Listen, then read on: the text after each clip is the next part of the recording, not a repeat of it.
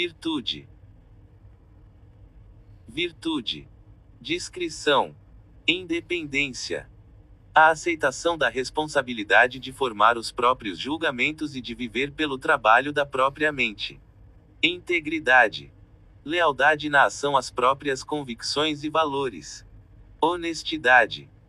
Recusa em falsificar a realidade, ou seja, fingir que os factos são diferentes do que são.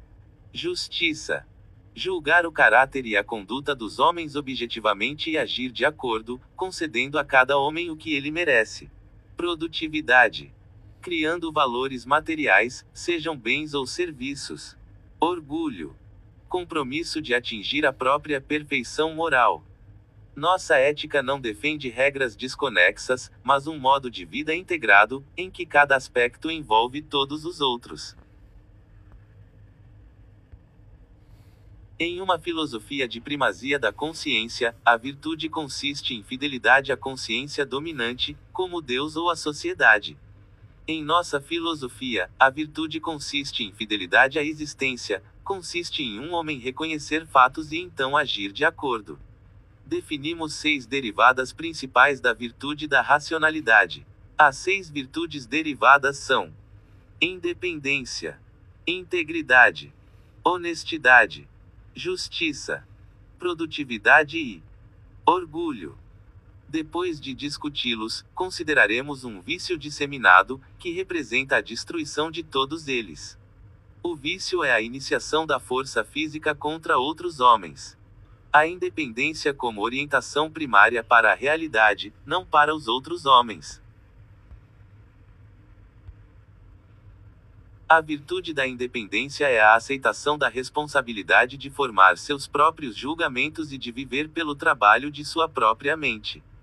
O homem independente que vive em sociedade aprende com os outros e pode escolher trabalhar em conjunto com eles, mas a essência de seu aprendizado e seu trabalho é o processo de pensamento, que ele tem que executar sozinho. Ele precisa de outros com quem negociar, mas o comércio é meramente uma troca de criações, e sua principal preocupação é o ato de criar, sua preocupação é seu próprio trabalho. Ele pode amar outra pessoa e até decidir que não se importa em viver sem sua amada, mas ele escolhe seu amor como um complemento ao seu trabalho, e ele escolhe por seus próprios padrões racionais, pelo bem de sua própria felicidade. A virtude não requer que os conteúdos mentais de alguém sejam originais. O que ela requer é um certo método de lidar com os conteúdos mentais de alguém, quem quer que os tenha concebido inicialmente. A questão moral não é quem foi o primeiro, mas alguém é um homem de razão ou de fé. Em uma sociedade de divisão de trabalho, ninguém produz sozinho todos os bens e serviços que sua vida requer. O que ele produz é um valor econômico que ele pode oferecer a outros em troca das coisas que ele quer, ele produz o valor equivalente dos bens e serviços que ele busca. Integridade como lealdade aos princípios racionais.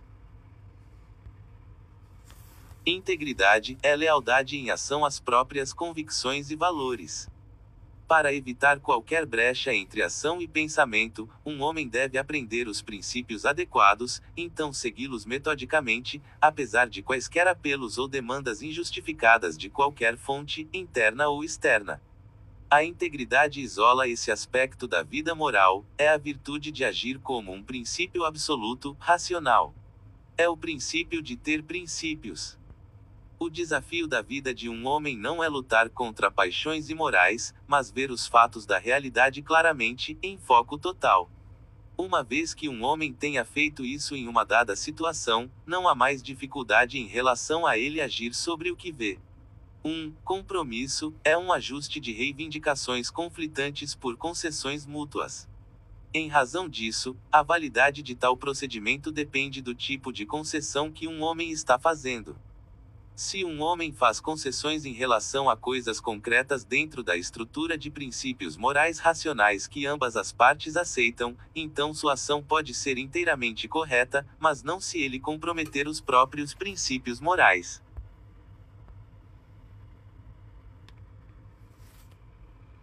Ser mal, apenas às vezes, é ser mal. Ser bom é ser bom o tempo todo.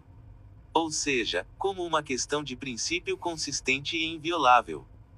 O exposto acima é a razão completa pela qual condenamos como cruel o culto atual ao compromisso. O mal tem prazer em fazer concessões, para ele, tal acordo é uma vitória total, o único tipo de vitória que ele pode alcançar, a vitória de saquear, subverter e, finalmente, destruir o bem. Honestidade como rejeição da irrealidade. Honestidade é a recusa em falsificar a realidade, ou seja, fingir que os fatos são diferentes do que são. A virtude da honestidade exige que se enfrente a verdade em todas as questões com as quais se lida. A verdade, toda a verdade e nada além da verdade. O homem que trafica a irrealidade, buscando torná-la sua aliada, faz da realidade sua inimiga. O homem que finge a realidade acredita que ele ou outros podem lucrar com isso. O homem honesto não acredita nisso. Ele não busca obter nenhum valor por meio de engano, seja de si mesmo ou de outros. Ele reconhece que o irreal é irreal e não pode ter valor, que nem amor, nem fama, nem dinheiro são valores se obtidos por fraude. Já que o homem vive na realidade, ele deve se conformar à realidade. Tal é o argumento para a honestidade. Qualquer outro curso é incompatível com os requisitos de sobrevivência. Em relação à consciência, a honestidade consiste em levar o processo de cognição a sério. Isso requer que se rejeite qualquer forma de pretensão intelectual, seja em relação ao método, motivo ou conteúdo. Em termos de método, honestidade intelectual significa desenvolver uma mente ativa, saber o que se sabe, expandir constantemente o próprio conhecimento e nunca fugir ou deixar de corrigir uma contradição. Em relação ao motivo, honestidade intelectual significa buscar conhecimento porque alguém precisa dele para agir corretamente. Tal pessoa pretende praticar qualquer ideia que aceite como verdadeira. Em relação ao conteúdo, como resultado, o homem intelectualmente honesto se recusa a falsificar em sua própria mente qualquer item e fato específico, campo ou valor. Se alguém é guiado pela razão e motivado pela necessidade de ação, ele não mente para si mesmo. A virtude, como sustentava Sócrates, é uma só: enganar em qualquer um dos seus aspectos é enganar em todos. A pergunta de Jesus.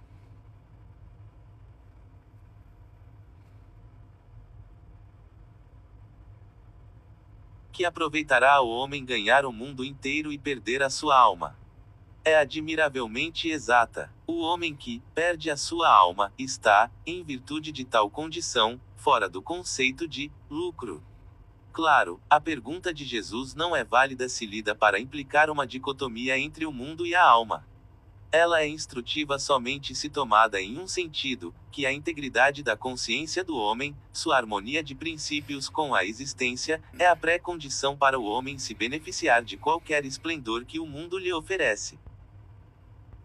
Muitas vezes nos dizem que o nobre ideal de alguém pode ser alcançado apenas por ações malignas, que somos então instados a realizar, o fim justifica os meios. Rejeitamos essa licença para a imoralidade. O fim não justifica os meios. A verdade é exatamente o oposto. Um meio imoral invalida o fim.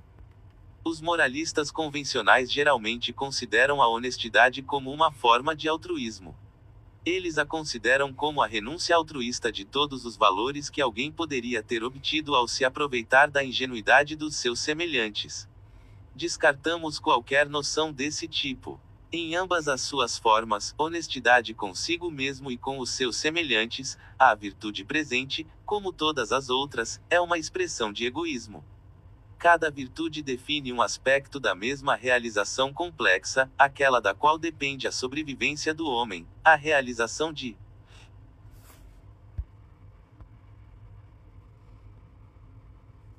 permanecer fiel àquilo que existe. Agora podemos lidar sumariamente com a questão das mentiras brancas. O status ético de uma mentira não é afetado pela identidade de seu beneficiário pretendido. Uma mentira que se compromete a proteger outros homens dos fatos representa o mesmo princípio anti-realidade que a variedade do vigarista, é tão imoral e tão impraticável. Mentir é absolutamente errado, sob certas condições. É errado quando um homem faz isso na tentativa de obter um valor. Mas, para pegar um tipo diferente de caso, mentir para proteger os valores de alguém de criminosos não é errado. Ser bom é obedecer fielmente aos princípios morais, sem exceção, dentro do contexto relevante, o que, portanto, é preciso conhecer e ter em mente. A justiça como racionalidade na avaliação dos homens.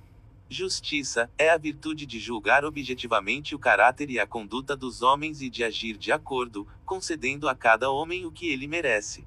O homem errado pode te matar. O julgamento moral distingue os homens que escolhem reconhecer a realidade dos homens que escolhem evitá-la.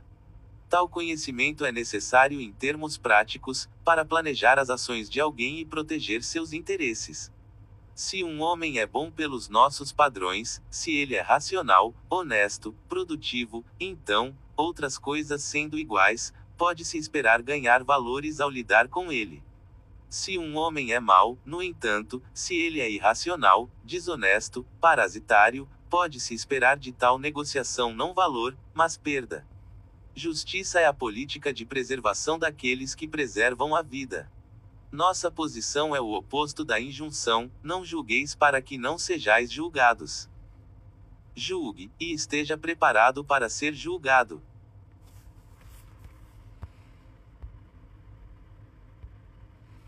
Intelectualmente, a justiça consiste no uso da razão para atingir as estimativas morais de alguém. Esta é uma responsabilidade exigente, não envolve condenação ou aprovação irrefletida, mas um processo de cognição, o mesmo processo em essência que alguém emprega em relação a objetos inanimados. Ao julgar o caráter e a conduta de um indivíduo, o homem justo segue os mesmos princípios epistemológicos de um cientista, ele é governado pela mesma preocupação única: descobrir a verdade. Isso requer dele 2 passos. Primeiro, ele deve identificar os fatos de um determinado caso. Então ele deve avaliá-los por referência a princípios morais objetivos. Em geral, na vida como na lei, uma pessoa deve ser considerada inocente de delito até que se prove sua culpa. O que é preciso saber para avaliar um homem moralmente não é o que sua mãe disse ou fez quando ele tinha 3 anos. A pergunta adequada é o que ele diz e faz agora. Quando os fatos de um caso são determinados, o próximo passo da justiça é avaliá-los com referência a princípios morais objetivos. Não há obstáculo maior para tal processo do que a teoria do altruísmo. Primeiro, o altruísmo inverte o julgamento moral, ensinando as pessoas a admirar o auto-sacrifício e a menosprezar a autopreservação como a moral ou pior. Então, como a teoria não pode ser praticada consistentemente, ela leva as pessoas a odiar o próprio fato do julgamento moral. Uma moralidade racional varre toda essa corrupção para o lado. Justiça, ela sustenta, como todas as virtudes, é um absoluto, um aspecto do relacionamento apropriado entre a consciência e a existência de alguém. Justiça é fidelidade à realidade no campo da avaliação humana, tanto em relação a fatos quanto a valores. Isto nos leva à justiça no âmbito da ação, que consiste em conceder a cada homem o que ele merece. Merecer, afirma o Oxford English Dictionary, é tornar-se digno de recompensa, ou seja, recompensa ou punição, de acordo com o bem ou o mal do caráter ou conduta. A justiça em ação consiste em retribuir o positivo, o bem, nos homens com um positivo e o negativo com um negativo. Voltando agora para a questão: que recompensas e punições os homens merecem receber uns dos outros? A resposta é, precisamente o que o interesse próprio racional de cada homem exige que ele dê. É importante dizer a Kant que ele rejeitou a realidade e está errado, é mais importante que Aristóteles encontre alguém que entenda que ele reconheceu a realidade e está certo. A justiça não pode exigir que um homem se sacrifique pelo mal de outra pessoa. Em que consiste a justiça quando um homem busca um valor de outro? Justiça neste contexto é a adesão ao princípio do comerciante. Todo ato de justiça é, em certo sentido, um ato de comércio. Isso é inerente ao fato de que a justiça é uma forma de racionalidade, uma resposta a algo na realidade e não um capricho. Recompensas e punições não são presentes ou penalidades imerecidas, são pagamentos. São o que se dá a um homem em troca do que se obtém. Em qualquer relacionamento de busca de valor, portanto, seja o valor buscado material ou espiritual, o expoente da justiça é o homem que dá em troca do que recebe e que espera receber em troca do que dá.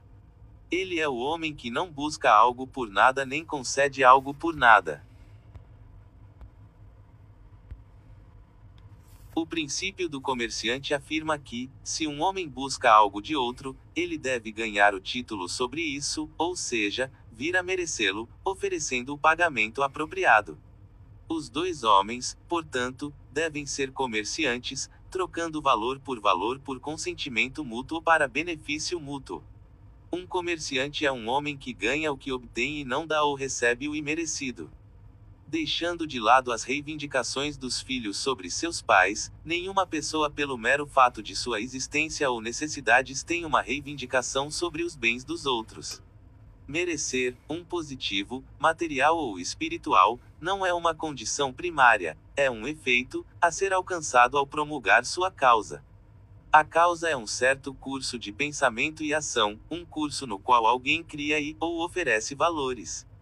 Alguém merece um negativo em virtude de deixar de cumprir alguma responsabilidade de pensamento ou ação.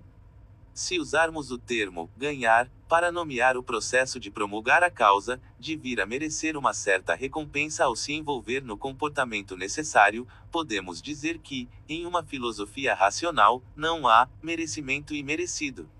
Um homem merece dos outros aquilo e somente aquilo que ele ganha. Essa é a abordagem dos relacionamentos humanos derivada de nossa base e expressa no princípio do comerciante. Que o inocente pague é a demanda daqueles que rejeitam o princípio do comerciante. Essas pessoas alegam que os valores são o produto de Deus ou da sociedade, a cujo poder, acrescentaram, o indivíduo deve serviço incondicional. Nessa visão, certos homens, como os necessitados, tornam-se merecedores, em uma nova definição inválida do termo. Eles merecem receber valores simplesmente porque carecem e os desejam, como uma recompensa por nenhuma ação, como um pagamento por nenhuma conquista, em troca de nada. Nessa abordagem, o merecido é transformado em um capricho, o conceito é assim viciado e a virtude da justiça posta de lado. Ela é substituída pelo que é chamado de justiça social, cuja política consiste em expropriar os criadores para recompensar os não criadores. O mesmo princípio se aplica no reino espiritual, a respostas como admiração, amizade, amor. Aqui também um homem deve merecer o que busca dos outros. E aqui também ele pode merecer apenas por merecê-lo, apenas por criar os valores de caráter que fazem de seu relacionamento com os outros uma troca. O amor é a expressão dos valores de alguém, a maior recompensa que você pode ganhar pelas qualidades morais que alcançou em seu caráter e pessoa, o preço emocional pago por um homem pela alegria que recebe das virtudes de outro.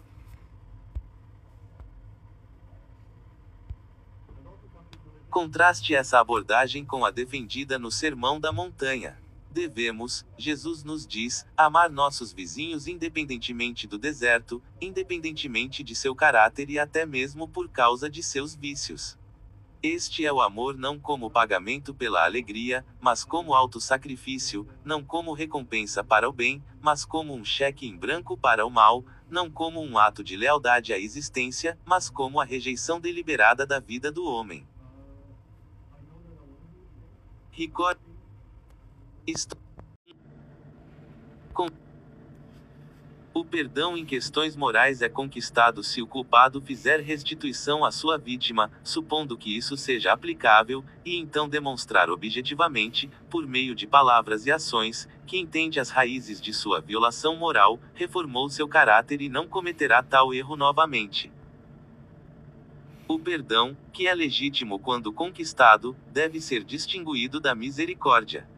Se a justiça é a política de identificar os méritos de um homem e agir de acordo, a misericórdia é a política de identificá-los, então não agir de acordo.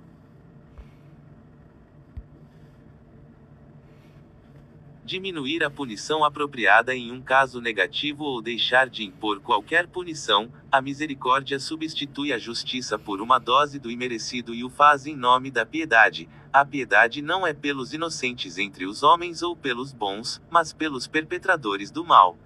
O homem inocente, ou o malfeitor verdadeiramente reformado, pede justiça, não misericórdia.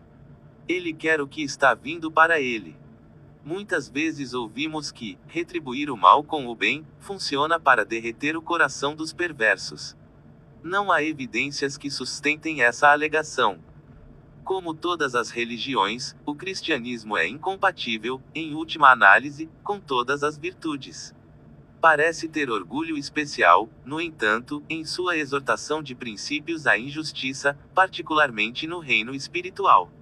Se os homens devem ter alguma chance de futuro, é esse aspecto da ética cristã acima de todos os outros, essa demanda, ao mesmo tempo descarada e piegas, por amor imerecido, aprovação imerecida, perdão imerecido, que o Ocidente deve rejeitar, em favor de um compromisso solene com sua antítese moral, o princípio do comerciante.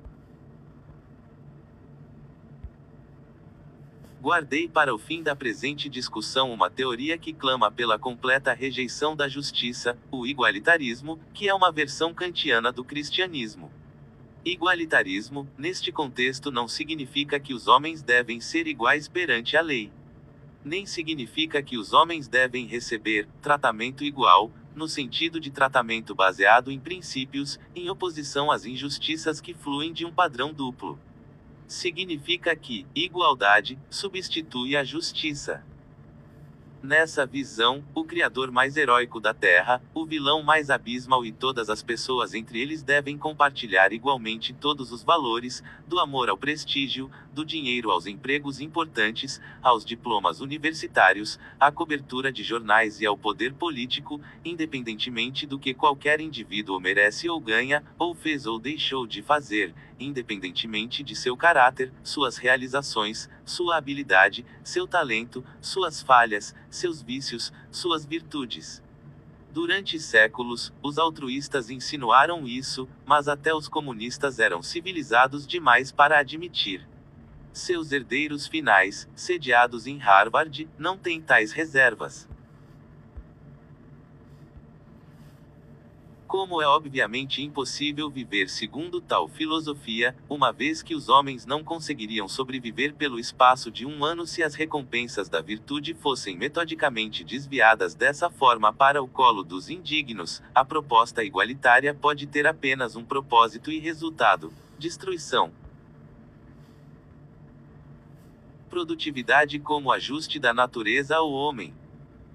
Produtividade é o processo de criação de valores materiais, sejam bens ou serviços. Essa criação é uma necessidade para a sobrevivência humana em qualquer época, não importa se os valores assumem a forma de peles de urso, porretes, uma panela cheia de carne e pinturas nas paredes de cavernas, ou de arranha-céus, balé, cirurgia cerebral e uma refeição gourmet a bordo de uma nave espacial computadorizada, ou dos luxos e esplendores inimagináveis que ainda estão por vir. As outras espécies sobrevivem essencialmente ajustando-se ao seu contexto, assumindo que têm a boa sorte de encontrar na natureza as coisas de que precisam. O homem sobrevive ajustando seu contexto a si mesmo. Como ele remodela o dado, ele não precisa contar com a boa sorte ou mesmo com a ausência de desastre. Se uma seca os atinge, os animais perecem, o homem constrói canais de irrigação; se uma enchente os atinge, os animais perecem, o homem constrói represas. Assim como não pode haver muita racionalidade, também não pode haver muito de nenhum de seus derivados, incluindo produtividade. Assim como não há limite para a necessidade do homem de conhecimento e, portanto, de pensamento, também não há limite para a necessidade do homem de riqueza e, portanto, de trabalho criativo. Intelectualmente, cada descoberta contribui para a vida humana ao aumentar a compreensão da realidade pelos homens. Existencialmente, toda conquista material contribui para a vida humana, tornando-a cada vez mais segura, prolongada ou prazerosa.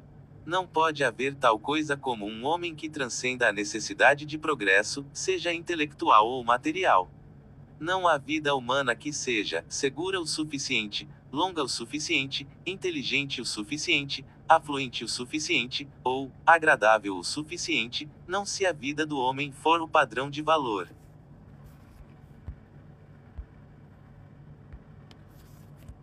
Trabalho produtivo é o processo pelo qual a consciência do homem controla sua existência, um processo constante de aquisição de conhecimento e moldagem da matéria para se adequar ao propósito de alguém. De traduzir uma ideia em forma física, de refazer a Terra à imagem dos valores de alguém. Como esta declaração deixa claro, a produtividade, como toda virtude, envolve dois componentes integrados: consciência e existência, ou pensamento e ação, ou conhecimento e sua implementação material.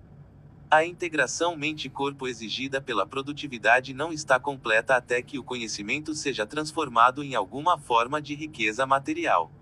Nesta etapa, também, a especialização está tipicamente envolvida. Os mais importantes executores deste feito crucial são os inventores, os engenheiros, os industriais. Não há dicotomia entre ciência pura e gadgets. A ciência está relacionada à tecnologia, assim como a teoria está para a prática. Assim como a metafísica e a epistemologia o são para a ética e a política. Como a filosofia é para a vida, ou assim como a mente está para o corpo. Em todos esses casos, o primeiro, separado do segundo, não tem propósito, o segundo, separado do primeiro, é impossível. A fonte direta da riqueza de hoje foi a Revolução Industrial. Esse foi o grande ponto de virada quando os homens passaram, no espaço de algumas gerações, da subsistência para a abundância. A sua causa, que não teve contrapartida no mundo subdesenvolvido, foram dois desenvolvimentos anteriores: o Renascimento, a revolução filosófica em favor deste mundo, e a revolução política dos séculos 17 e 18, a descoberta dos direitos do homem. A causa foi a razão e a liberdade, que tornaram possível o conhecimento e a ação, ou seja, a ciência moderna e o empreendedor moderno. O efeito foi a repentina efusão de abundância, que a maioria das pessoas hoje em dia toma como certa e, graças à má filosofia, atribui a impulsos biológicos, recursos naturais ou trabalho físico. Todos estes, no entanto, existiam desde tempos imemoriais. Apenas um impulso era novo e somente esse poder, portanto, se qualifica como o criador fundamental da riqueza, o pensamento humano liberado. Em nossa visão, a capacidade produtiva como tal merece os maiores elogios.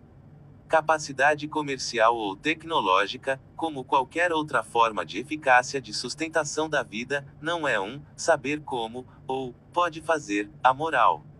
Nem é meramente um ativo prático. É um profundo valor moral. Capacidade produtiva é um valor pelo padrão da vida do homem e porque, como todos os valores, um curso de virtude é necessário para obtê-lo e mantê-lo. Um indivíduo não nasce com o conhecimento, as habilidades ou as ideias imaginativas que dão origem à grandeza ou mesmo competência em qualquer campo criativo. Ele deve adquirir, então usar, todos esses ativos por um processo volitivo. A cada passo, esse processo requer esforço, propósito e comprometimento com a realidade.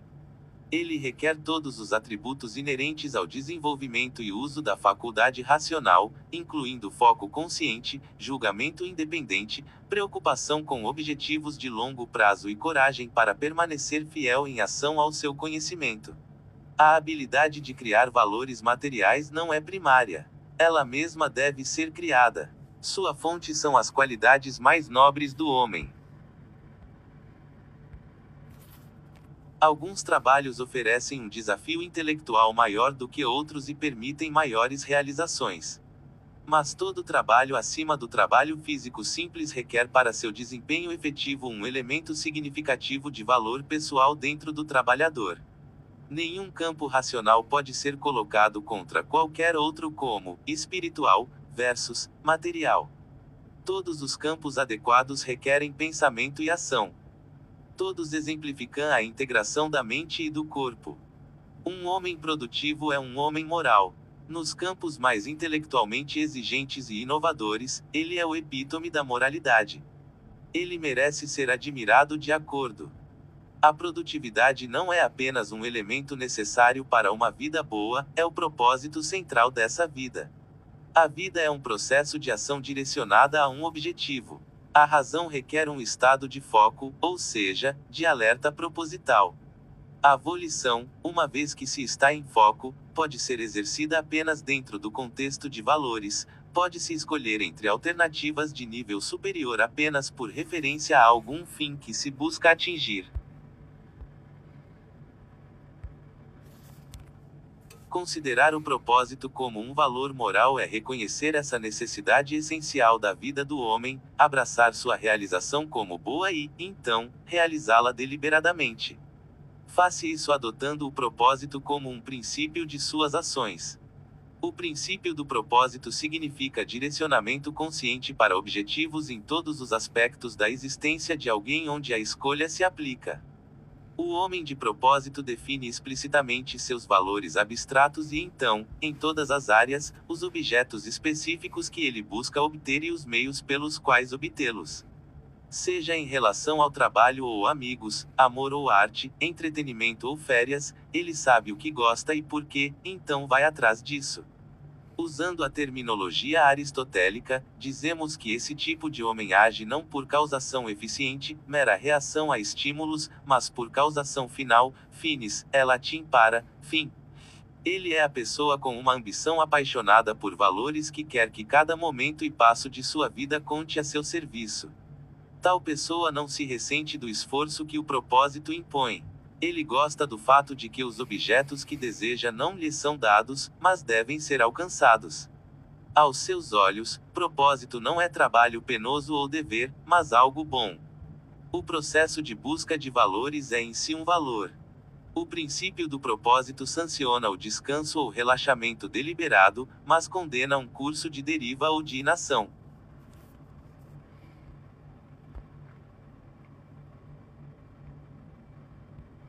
Há apenas um propósito que pode servir como padrão integrador da vida de um homem: trabalho produtivo.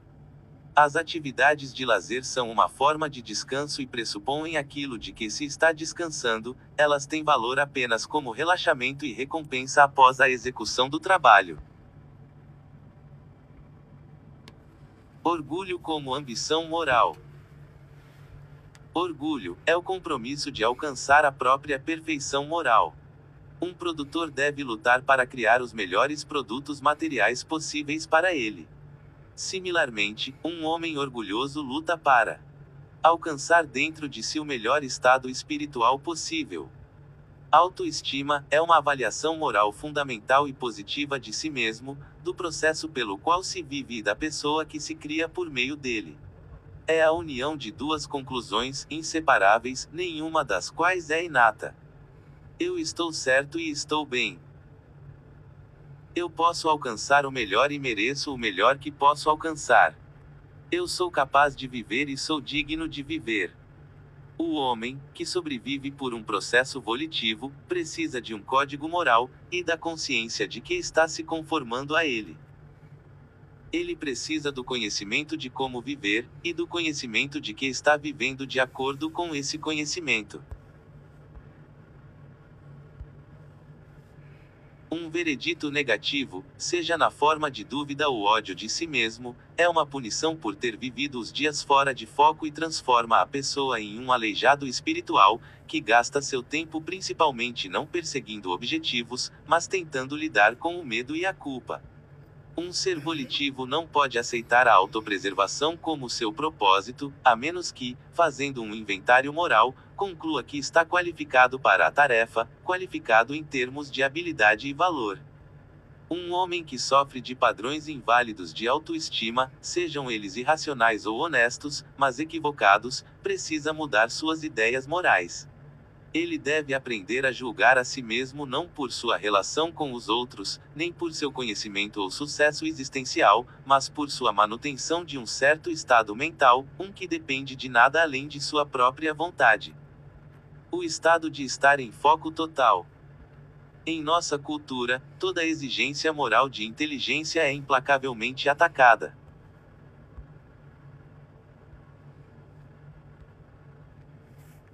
A racionalidade é castigada como sendo insensível. Intelectualidade tão árida. Egoísmo como explorador. Independência como antissocial. Integridade tão rígida. Honestidade como algo impraticável. Justiça tão cruel. Produtividade como materialista. A soma dessa abordagem, a coroa do credo da adoração à morte é o princípio de que o orgulho é mau.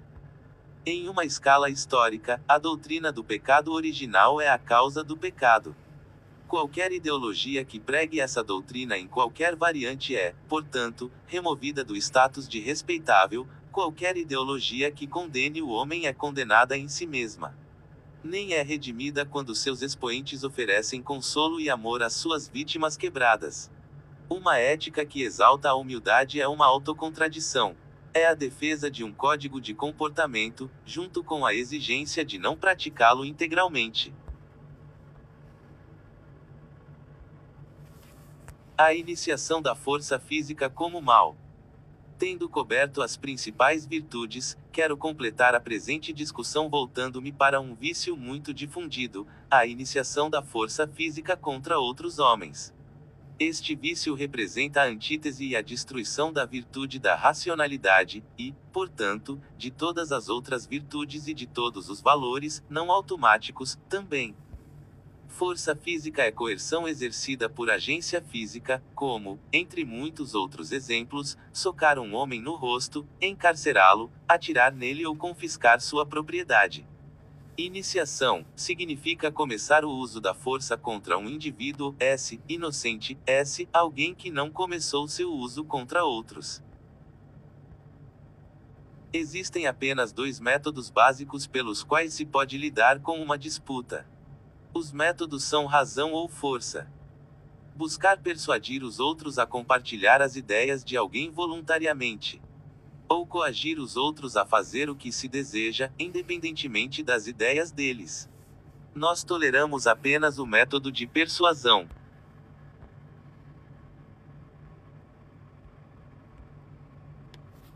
Volição diz respeito ao ato de iniciar e sustentar o processo de pensamento. Se um homem escolhe pensar, no entanto, ele não tem escolha em relação às conclusões que ele alcança. Não importa quais subornos balançam diante dele ou as ameaças, um pensador tem que seguir a evidência onde quer que ela o leve. Mesmo se ele tentar, ele não pode forçar a si mesmo a aceitar como verdade aquilo que ele vê como infundado ou equivocado. A virtude da racionalidade requer que alguém pense e, então, seja guiado por suas conclusões em ação. A força colide com ambos os requisitos. A força usada para mudar a mente de um homem age para parar sua mente, e assim torná-la inoperante como fonte de sua ação. A força usada para mudar a ação de um homem joga sua mente e, portanto, seu processo de cognição, no lixo da falta de propósito.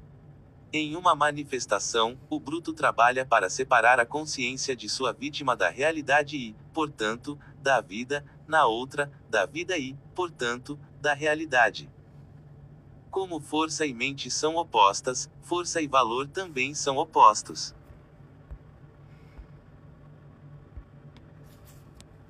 Valores, na interpretação objetiva, são fatos, conforme avaliados por uma mente guiada por um padrão racional. Valor, portanto, implica um avaliador que conclui, por um processo de cognição, que um dado objeto sustentará sua vida. O altruísmo exige o início da força física. Quando os representantes dos necessitados usam a coerção, eles regularmente explicam que ela é obrigatória, é seu único meio de garantir que algum indivíduo recalcitrante, cujo dever é o auto-sacrifício, cumpra suas obrigações morais, de garantir que ele dê aos pobres os fundos não merecidos que ele nasceu devendo a eles, mas está tentando reter injustamente. Ao mesmo tempo e com total consistência, o altruísmo, em suas formas mais comuns, rejeita o uso retaliatório da força. A Bíblia, por exemplo, aconselha a não resistir ao mal, mas a ir com um agressor uma milha extra, política que, ela observa, é uma forma de sacrifício. Mas o altruísmo não é a causa básica da adoração à brutalidade. Essa causa está na filosofia fundamental da irracionalidade. Especificamente, está na epistemologia do intrinsecismo e do subjetivismo e no conceito de valor, ao qual esses pontos de vista levam os homens. A epistemologia de cada escola torna a coerção uma necessidade humana.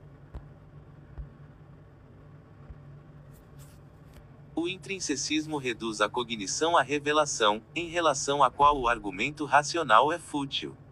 O único meio de resolver as disputas dos homens, consequentemente, é a força. Nessa visão, a força é prerrogativa dos reis filósofos, do vice-rei de Deus ou de quem mais possuir o insight inefável negado às massas. O subjetivismo tira uma conclusão similar da premissa de que o conhecimento é impossível. Nessa visão, não há fatos externos ou regras lógicas baseadas na realidade às quais os disputantes possam apelar, há apenas o beco sem saída do poder faz o direito. Ao negar a objetividade da cognição, ambas as filosofias descartam em princípio o caminho da persuasão em oposição à coerção. O conceito de valor, inerente a esses dois pontos de vista dá uma sanção moral à rejeição da persuasão. Pela natureza do bem, ambas as escolas acreditam, a coerção do inocente pode ser benéfica, pode ser uma forma de idealismo moral, um ato de nobreza, uma virtude que leva à obtenção de um valor. Se o valor, como sustenta o intrinsecismo, é independente do propósito ou avaliação humana, então é independente do conhecimento humano. Se for assim, pode-se forçar o bem a um homem e beneficiá-lo com isso. Para colocar o ponto de outra forma, se virtude é obediência a mandamentos, então é apropriado compelir tal obediência, os processos de pensamento das vítimas são irrelevantes. Não cabe a elas raciocinar o porquê, cabe a elas apenas fazer e morrer. O subjetivismo leva à mesma conclusão por um caminho diferente. Se o valor é um produto de avaliação humana arbitrária, então novamente o valor é independente do conhecimento. Nesta versão, não há conhecimento, seja de fato ou valor, então qualquer um está justificado em enfiar goela abaixo dos outros qualquer objeto que ele sinta ser bom, o objeto então é bom, cortesia não do desejo de Deus, mas do forçador. Para abolir o vício, estabeleça a virtude. Para estabelecer a virtude, consagre o pensamento.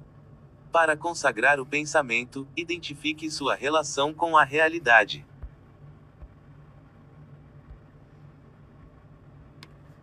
Riqueza, para dar outro exemplo, é um valor moral. Mas isso não implica em nenhum imperativo categórico, como, acumule o máximo de dinheiro possível, ou, quanto mais rico você se torna, mais virtuoso você é. Um dado indivíduo pode escolher, por um bom motivo, seguir uma linha de trabalho que lhe traga pouco dinheiro.